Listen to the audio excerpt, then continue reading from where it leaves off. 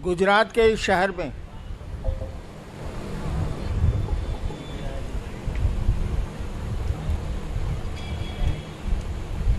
आपने आयोजन किया शिव गुरु महोत्सव का, और मेरा सौभाग्य कि मुझको यहाँ आने का अवसर मिला, सुअवसर मिला।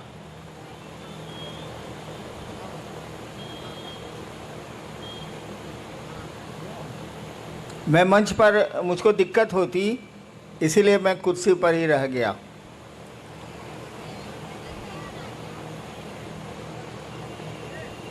अब शरीर बूढ़ा हुआ ना भाई, 72 में घुस गया मैं, 72।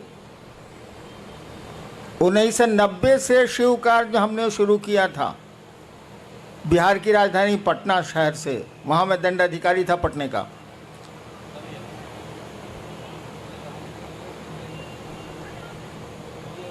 उन्नीस साल हो गए ना, क्या सर?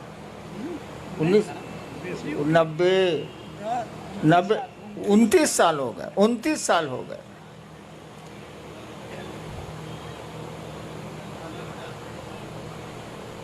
पहले तो इस बात को आप समझ लीजिए, शिव शिष्यता में आदमी गुरु नहीं है। शिव शिष्यता में इंसान, आदमी गुरु नहीं है। शब्द ही बोलता है शिव शिष्यता, यानी भगवान शिव की शिष्यता। यहाँ गुरु हम लोगों के हैं भगवान शिव। यहाँ किसी को गुरु मत मानिएगा, गुरु मत समझिएगा। शिव शिष्यता में सभी शिष्य हैं, सभी भाई बहन हैं। गुरु तो एक है, जो महादेव है, जो शिव है। और शिव गुरु महोत्सव या शिव गुरु चर्चाओं में उपदेश नहीं दिए जाते। यहाँ उपदेश नहीं दिया जाता। हम लोग अपने गुरु शिव की बात करते हैं, लोगों को बताने की कोशिश करते हैं कि वह जो महादेव है, वह जो शिव है, जिसकी पूजा इस देश के बड़े भूभाग में हजारों साल से हो रही है, जो घर घर का बाबा है।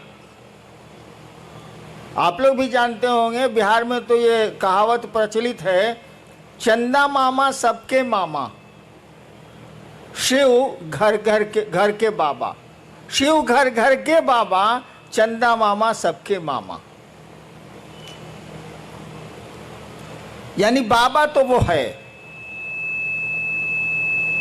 और पोतों को और परपोतों को या फिर नीचे बाबा की संपत्ति में सुख भोगने का अधिकार है, भारत का कानून भी कहता है।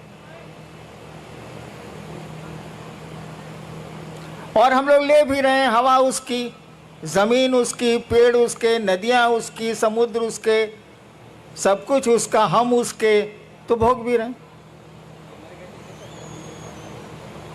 हमने कहा कि उसी बाबा से सीखने की कोशिश करो, तो उसी महादेव से सीखने की कोशिश की जाए। मैंने कोशिश की थी, आपको मंडल सर ने बताया कि 15 साल तक मैं भी बचपन से भटकता रहा।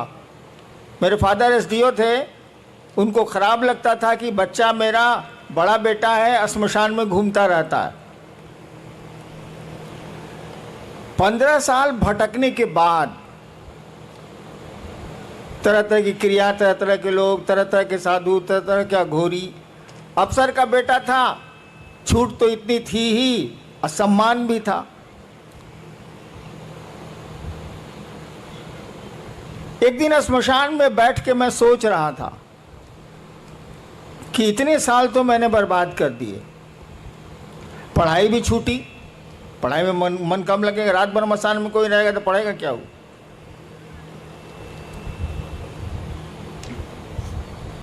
एक मेरे मन में ख्याल आया, देखिए शिव शिष्यता है क्या, मैं आपको बताना चाहता हूँ। मैं अपनी कहानी नहीं सुनाना चाहता। शिव शिष्यता क्या है ये इसको देखिए। आरा के गांग, आरा एक जिला है, भोजपुर एक जिला है बिहार का, पटना से सटा हुआ। वहाँ एक श्मशान में मैं रात के करीब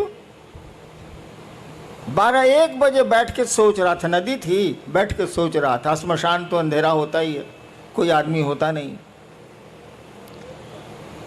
मेरे दिमाग में एक बात आई कि गुरु भगवान होता है तो ये भगवान गुरु काहे नहीं है। बस एक बात आ रही है और कुछ नहीं हो रहा है। मेरे आसपास कोई कुछ नहीं है,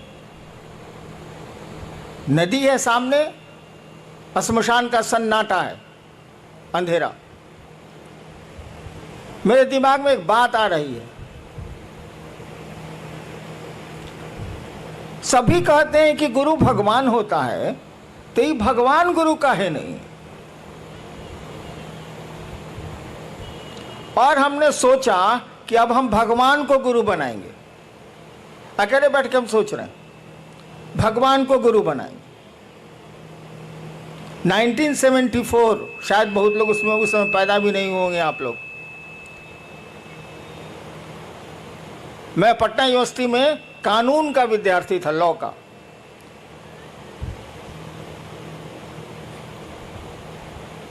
और जब मैंने सोचा कि मैं भगवान को गुरु बनाऊंगा तो भगवान की तो कोई छवि मेरे दिमाग में थी नहीं, मैं तो श्मशानी था।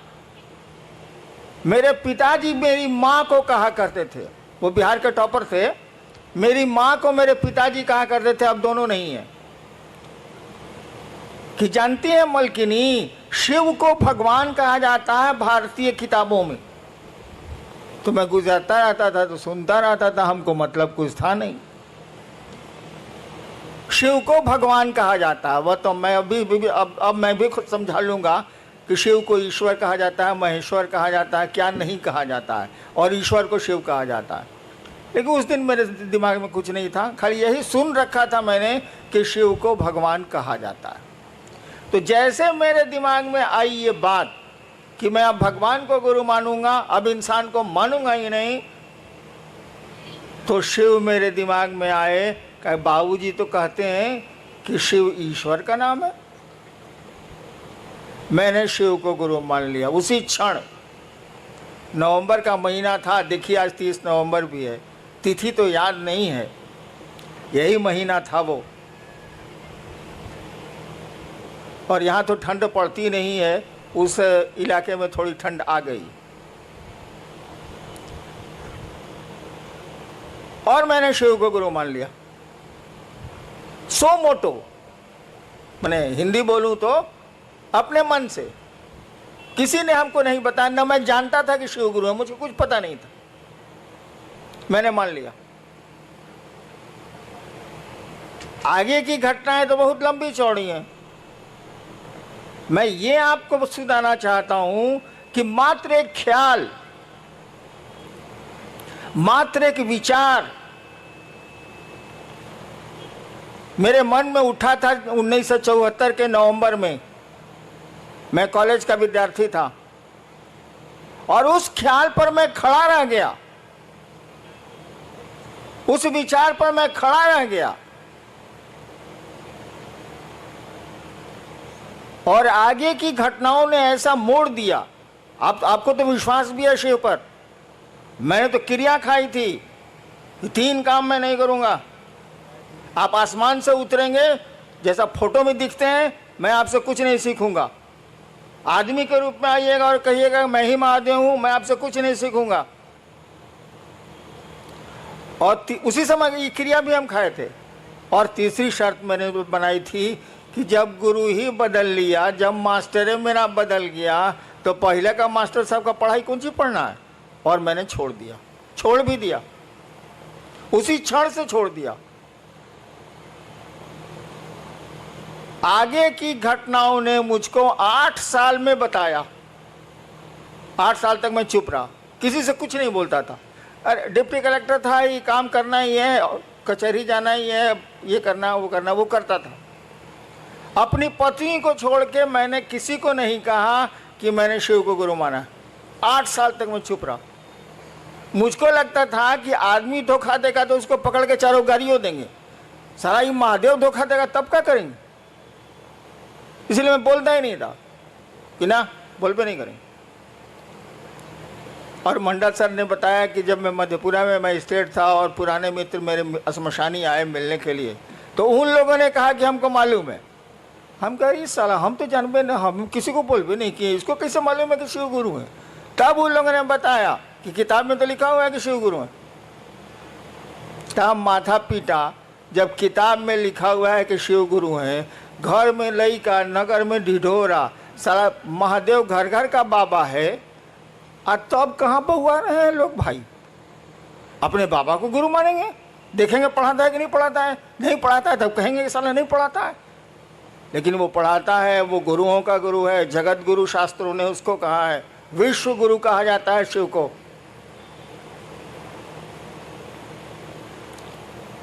और परिणाम काम करते हैं, रिजल्ट काम करता है, विचारों में ताकत जो होती है ना वो काम करती है। मैं तीसरी बार शायद सूरत आया हूं, या दूसरी या तीसरी बार। कहां कहां जाऊंगा, कहां कहां जाता हूं। अब तो शरीर भी काम उतना नहीं करता,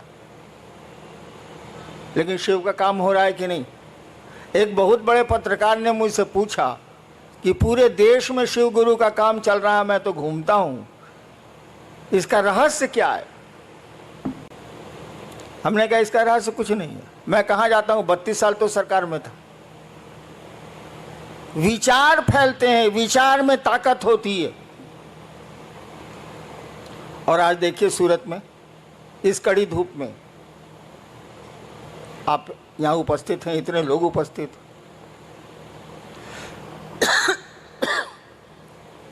आइए देखते हैं कि आपने लिख के क्या भेजा है। ज़्यादा देर बोलूँगा तो मैं 4 महीने से बीमार हूँ, इसलिए बीच में ब्रेक दे रहे हैं। देखते हैं आप क्या लिख के भेजे हैं। जी आर.के. यादव, इच्छापुर, सूरत से। इनकी जिज्ञासा है कि रांची से नमः शिवाय करने के लिए बल दिया जा रहा है, क्या यह सही है? यदि सही है तो नमः शिवाय कैसे किया जाए, कृपया बताने की कृपा की जाए। शायद आर.के. यादव जी को मालूम नहीं है, लिखे हैं रांची से। रांची में पागल खाना भी है। एक कहानी है कि एक बार पंडित नेहरू जी जब प्रधानमंत्री थे तो गए देखने पागल खाना। उड़ती हुई खबर है, हम लोग सुना है। पंडित नेहरू जी जब प्रधानमंत्री थे भारत के तो गए कांके पागल खाना देखने, भारत सरकार का है ही तो एक पागल पूछा कौन है आप। उनसे प्रधानमंत्री जी से पूछा कौन है आप, तो कहा कि हम जवाहरलाल नेहरू प्रधानमंत्री भारत के। कहा हटते हैं कि नहीं यहाँ से, जे आता है यहाँ प्रधानमंत्री अपने को बोलता है हटिए हटिए यहाँ से। यादव जी ने गलती कर दी, लिख दिया रांची से, तो वहाँ पागल खाना भी है। और रांची का लोग अमूमन जो कांके ब्लॉक है, कांके ब्लॉक में रहता है, हम उसी में पहले रहते थे, इसीलिए मेरा थोड़ा ढीला भी है। मैंने कहा है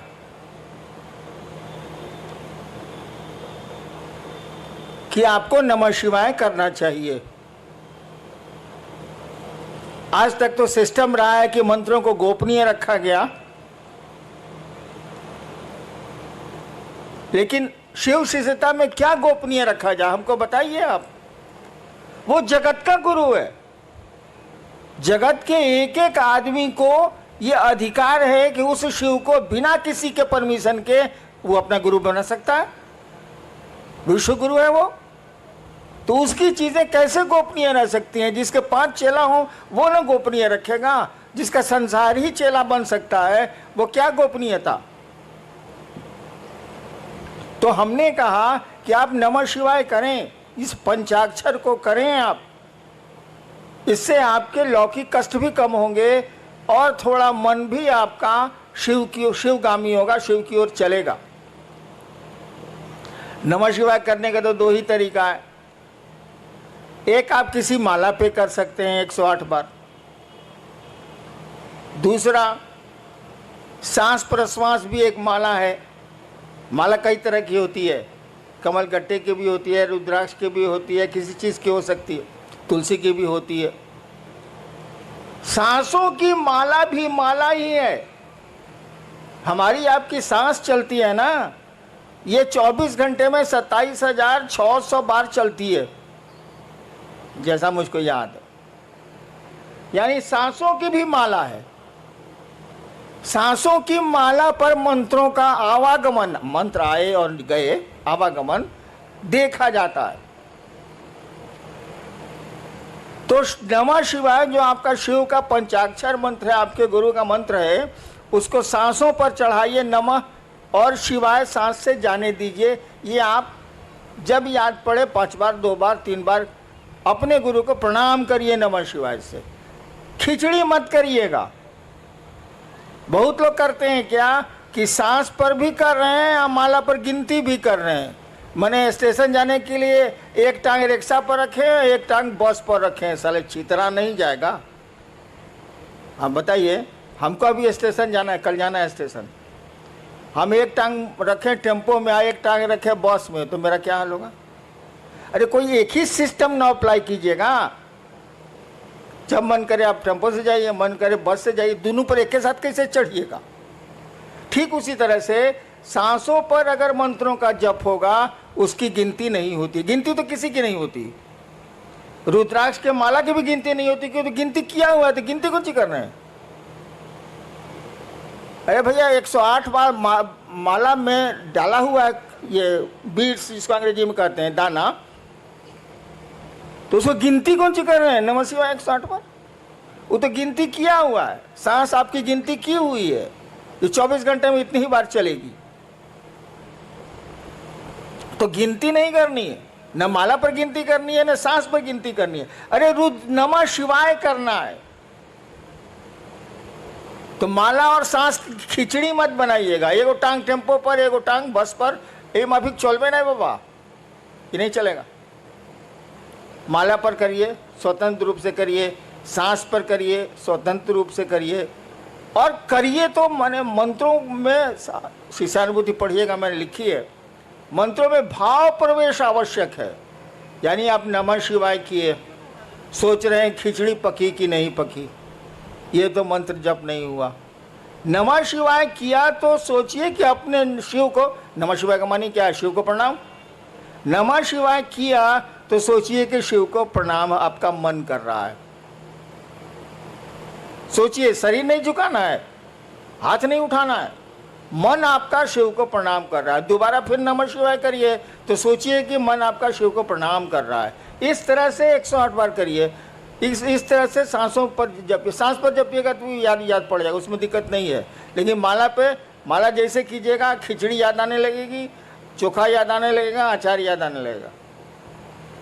इसीलिए सोचिए कि नमः शिवाय का अर्थ होता है शिव को प्रणाम। आपका मन शिव को प्रणाम करे, तब नमः शिवाय का अर्थ हुआ, नहीं तो नमः शिवाय का क्या अर्थ? नेक्स्ट।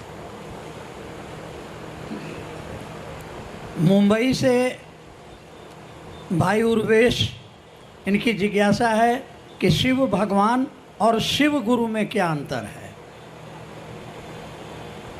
कोई अंतर नहीं है। भगवान शिव और शिव गुरु में क्या अंतर है? महाकाल और महादेव में क्या अंतर है? अघोरेश्वर और शिव में क्या अंतर है? अरे एक ही सत्ता के कई काम हैं, इसीलिए कई नाम हैं। सत्ता तो एक ही है। मैं ही हूं, मैं एक हरिनारायण। मैं सरकार में ज्वाइंट सेक्रेटरी भी था, गाड़ी भी अच्छी चलाता हूं, पिस्टल भी बढ़िया चलाता हूं। तो आप कहेगा कि एक बार मैं गया था सीवान, तो गाड़ी खुद चला रहा था, एडीएम था उसमें पटना में। मैं सीवान गाड़ी बैक कर रहा था, बाजार का दिन था, कुछ महिलाएं थी, हमको कोई चिंता, गांव कितना जाते हैं हम। तो पीछे से किसी महिला ने कहा, ए ड्राइवर साहब लौको तो नहीं खे, हमारा साथी बगल में बैठा हुआ था कि है बॉस, आपको तो एडीएम से ड्राइवर बना दिया, तो जैसा काम कीजिएगा वैसा ही नाम न होगा। तो शिव गुरु और शिव भगवान शिव या कोई शिव का जो रूप है, सभी रूप उन्हीं के हैं, उसमें कोई फर्क नहीं पड़ता है, काम अलग अलग है, सो दिमाग में रखिएगा। गुरु से मांगिएगा तो जो चीज़ आपको आपके लिए गड़बड़ हो जाएगी भविष्य में वो नहीं देगा। महादेव से मांगिए तो लोग की शक्ति दे दिया ना, रहा न कोई रोवन हरा। क्या मांग रहे हैं, किससे मांग रहे हैं, एक ही आदमी वो। गुरु से मांगिएगा तो वही देगा जो आपके लिए शुभ होगा। महादेव से मांगिएगा तो मांगिए, वहाँ पहुँच हो गई तो जो मन करे सो ले लीजिए, लूटा जाइए चाहे लूट लीजिए।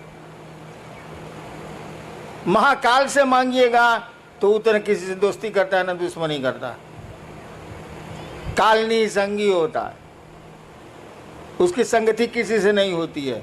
कहा जाता महाकाल तेरी दया भी छलना है। महाकाल से दया मांगिएगा तो वो छल देंगे। कहे काल किसी का दोस्त होता ही नहीं, न किसी का दुश्मन होता है न किसी का दोस्त होता है। सत्ता तो वही है, एक ही शिव हैं, वही ज्ञानदाता के रूप में गुरु हैं, वे ही महाकाल हैं, वे ही सब कुछ। नेक्स्ट, ये सूरत पांडेसरा जगह है, भाई आशीष सिंह हैं, इनकी जिज्ञासा है कि आओ चलें शिव की ओर, इस पंक्ति का भावार्थ समझाने की कृपा करें। भावार्थ, शब्दार्थ नहीं बुझा रहा है। एक बार ऐसे ही हमने बोल दिया था, कैद मांगी थी रिहाई तो नहीं मांगी थी। अब चर्चा में इस पर जिज्ञासा हो गई हमको कि इसका क्या अर्थ हुआ। हमका महाबकलोल है सब। अरे कैद मांगी थी, मैंने जेल मांगा था, इस साला हमको छोड़ कर दिया, ये पूछना क्या है। कैद मांगी थी रिहाई तो नहीं मांगी थी। हम कहा था कि महादेव से कहा है कि हमको बांध के रखिए अपने शिव भाव में, आप छोड़ देते हैं तो धरती हमको पेड़ देती है, इसीलिए कहा था कि कैद मांगी थी रिहाई तो नहीं मांगी थी। ठीक उसी तरह से मैं एक दिन चर्चा करके उठा, नहीं उस दिन मैं कुछ बोला ही नहीं। अचानक हमने कहा किसी को कुछ कहना है तो कोई कुछ नहीं बोला, तो हमने कहा हमको कुछ कहना है, और हमने एक शब्द कहा था, एक वाक्य कहा था, आओ चलें शिव की ओर। वही आजकल आपका स्लोगन भी हो गया है, आओ चलें शिव की ओर। मैंने ही कहा था ऐसे ही कि आओ चलें शिव की ओर। अरे धरती पर आए, यहाँ से जाना है ही, यहाँ बहुत सारा काम करते ही करते हैं हम लोग। एक काम और करें कि मन को समझा लें कि चलो शिव की ओर यार, कहाँ फंस गए हो। दुनिया में रहो जरूर, लेकिन दुनिया के राह हो के राह मत जाओ, बहुत खराब स्थिति। तो आओ चलें शिव की ओर, इसका भावार्थ बहुत गूढ़ है, बहुत गूढ़ है। उस स्टेज पर आपको आना होगा तभी समझ में आएगी बात कि आओ चलें शिव की ओर। एक सुदूर क्षिति से आती हुई मध्यम मध्यम आवाज़ है जो इंसान को बोल रही है, आओ चलें शिव की ओर। उस आवाज़ को कोई सुन पा रहा है, कोई नहीं सुन पा रहा है। नेक्स्ट, मुंबई से हैं भाई रामनाथ ठाकुर जी। साहब श्री कहते हैं कि शिष्य भाव जागरण के लिए, हे शिव आप मेरे गुरु हैं, मैं आपका शिष्य हूँ, मुझ शिष्य पर दया कर दीजिए। इस मूक संवाद को प्रतिदिन बारंबार संप्रेषित किया जाए। कुछ लोग कहते हैं शिव दया शिष्य भाव के साथ ही मांगने पर गुरु दया करेंगे। कृपया स्पष्ट किया जाए कि दोनों विरोधाभासी क्यों लगते हैं। ये बात ही, सवाल ही हमको स्पष्ट नहीं हो रहा है। क्या इसका अर्थ क्या हुआ, सवाल का अर्थ क्या हुआ। अरे आप समझाइए ना, क्या इसका माने हुआ। एक पक्ष कह रहा है कि गुरु से दया मांगिए, प्रतिदिन संप्रेषित कीजिए। दूसरा व्यक्ति कह रहा है कि जब तक आप भाव से नहीं मांगिएगा आपको दया नहीं मिलेगी। इतना ही बात ना है। जी जी। सुन लिया ना। एगो साधु जी थे, तो उनको गांव वाला लोग बुलाया कि आइए, बड़ी दिन से आप गांव के बाहर रहते हैं पहले के ज़माने में, आज गांव में के आपके सम्मान में एगो प्रीति भोज देंगे, मैंने खाने पीने वाला प्रीति भोज। आप नहीं दे रहे हैं हमको, लेकिन उस साधु को दिया था। आया तो साधु आया तो कुछ तो सवाल जवाब होबे न करेगा। तो कुछ लोगों ने पूछा कि बाबा बताइए, भगवान है कि नहीं है? तो साधु बोला कि कौन लोग कहते हैं कि भगवान है, जरा हाथ उठाएं। तो हाथ उठा कुछ। कहा कौन लोग कहते हैं कि भगवान नहीं है? वो लोग हाथ उठाए। तो कुछ लोग हाथ उठाया।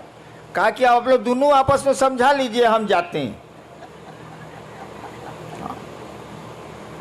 तो दो तरह का बात, तब दो तरह का बात है, दोनों आपस में समझा लीजिए, हमारी क्या जरूरत है भाई साहब? क्या सवाल है? वही है कि दया के साथ। अरे बेवकूफ, वो सब आपको नहीं बोल रहे हैं हम भी वही हैं, प्रश्नकर्ता को बोल रहे हैं। अरे भाव क्या है भाई? पत्नी का भाव है आप में, पुत्र का भाव है आप में, पिता का भाव है आप में, है? मेरा का भाव है कि आपकी चप्पल कहाँ है, आपके पॉकेट में पैसा कितना है, आपका घर कहाँ है, घर कौन सा है, सब पहचानते हैं आप। पैसा नहीं बोल रहा है कि ये भैया ये भैया ये भैया हम 502 रुपया बनी। आप जानते हैं कि 502 रुपया मेरे पॉकेट में है, इसलिए कि आपका पैसा है वो। एक चीज होती है विचार, एक चीज होता है भाव। विचार दिमाग से उठते हैं, थिंकिंग है विचार, थॉट है। यह विचार कि हे शिव आप मेरे गुरु हैं, एक विचार है ये। लेकिन देखिए वाक्य में हे शिव आप मेरे गुरु हैं, ये मेरा आपका छिप रहा है। जहां मेरा सामने आया कि मेरे गुरु हैं, तब फिक्र हो जाएगी कि मेरी चप्पल कहाँ है, मेरा महादेव कहाँ है। और जब ये बात आपके दिमाग से दिल में उतरेगी तो भाव है। भाव कुछ नहीं है बाबू, जो बात दिल से उठती है वो भाव है, जो बात दिमाग से उठती है वो विचार है, और कुछ नहीं है। तो कहा गया कि विचार को बार बार अपने दिमाग में आने दोगे तो ये दिल में प्रवेश कर जाएगा। उदाहरण दें,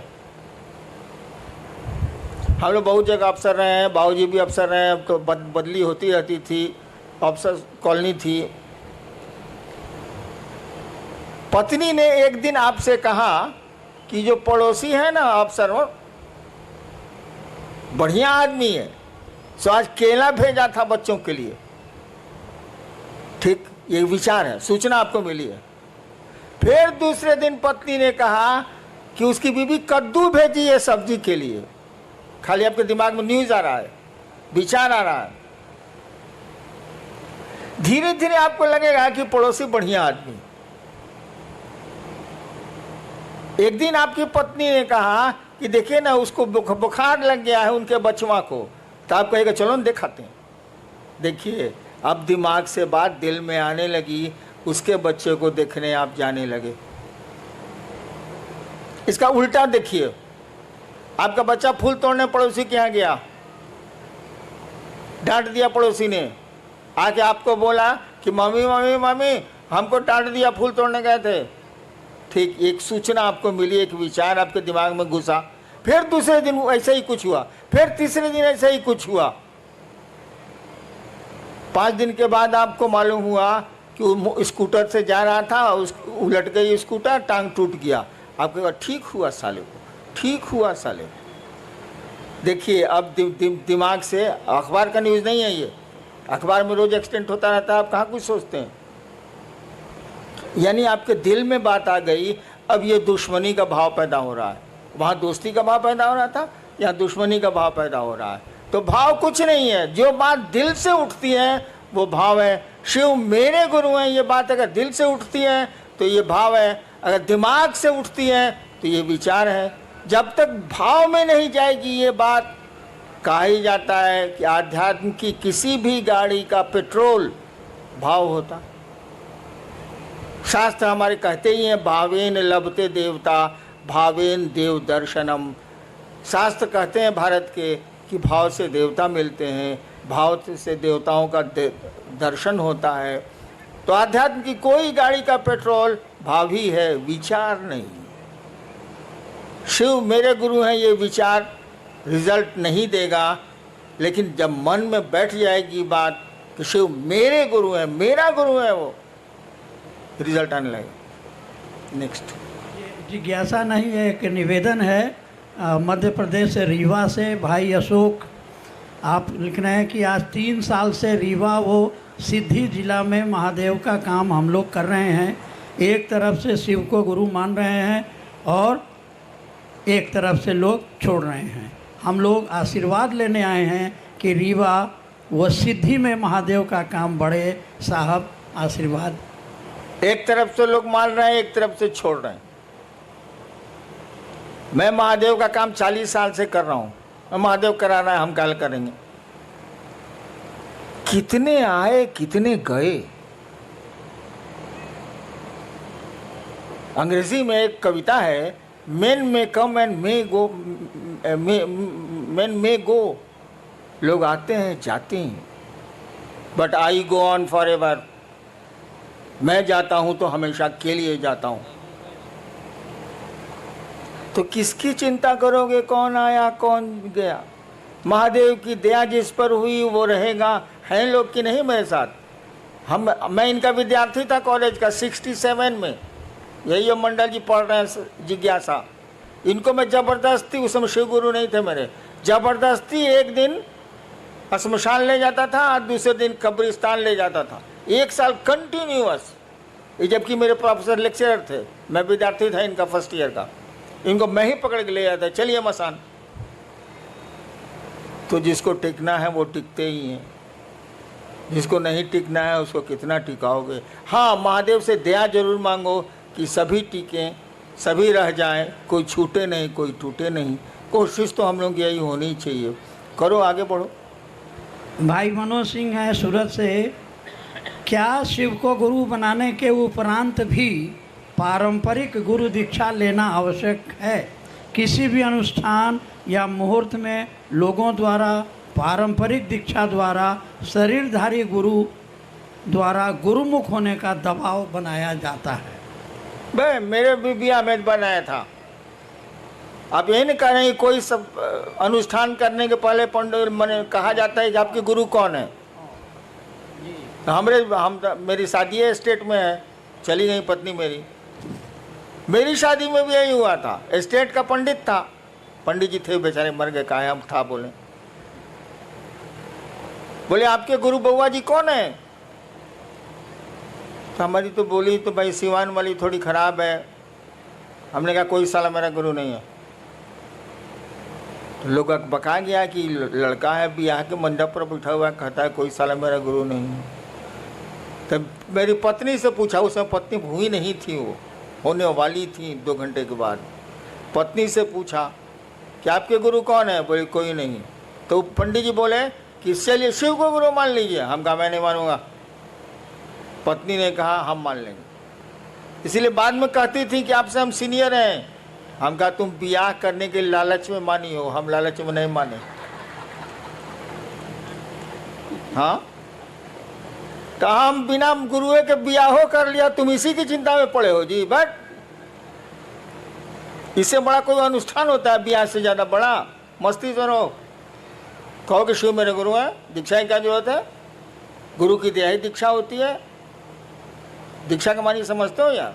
जी, एक कई लोगों की ये जिज्ञासा है, जिसमें मुंबई कल्याण से हैं भाई सुनील मौर्य। तो शिव को गुरु बनाने के बाद भी कठिनाइयाँ पीछा नहीं छोड़ रही, इसकी क्या वजह हो सकती है? एक तो आप नमः शिवाय अगर ठीक से करते हैं, 108 बार अगर माला पर करते हैं, माला 108 की होती ही है, या टुकड़े टुकड़े में सांस पर नमः शिवाय से अपने गुरु को प्रणाम करते हैं, तो बाधाएं कम हो जाएंगी, कठिनाइयां कम हो जाएंगी। नमः शिवाय आपके कष्टों को कम करने की का बहुत सुंदर मेडिसिन है, औषधि है वो, उसको करिए। और जहाँ तक कठिनाइयों का सवाल है, जान लीजिए इस जगत में कोई आया है तो उसको ज़िंदगी में अच्छी खराब दोनों सड़कें मिलनी ही मिलनी है,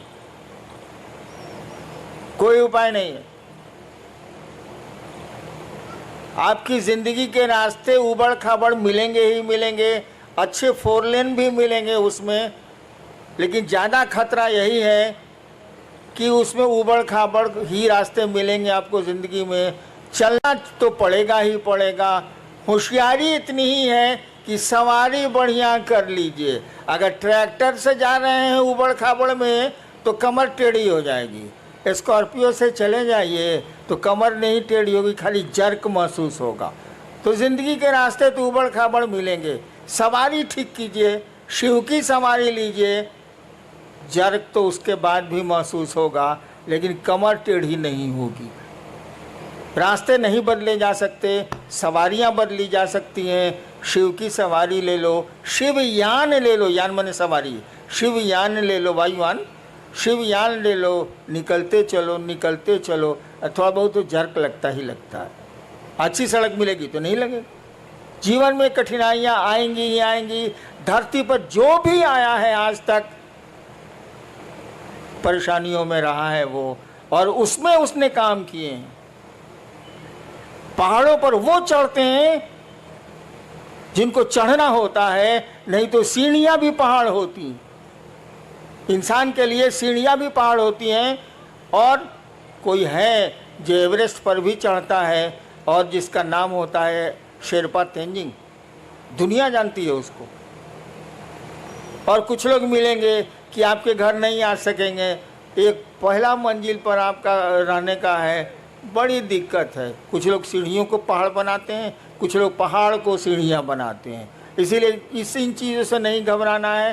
परेशानियाँ हो आगे बढ़ो, शिव की ओर बढ़ो, तभी मज़ा है, तभी किसी रिजल्ट का मज़ा है, नहीं तो कुछ मज़ा वजह नहीं। चलना चाहिए क्या? आयोजक गण क्या मुझको अनुमति देंगे? चलिए भाई, सूरत का ये शिव गुरु महोत्सव, बैठिए आप लोग।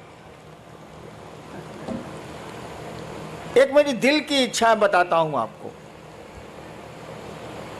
शायद पूरी हो पाए या नहीं, आप कर पाए कि नहीं। सूरत में मैं शिव की सूरत देखना चाहता हूं, उस महादेव की।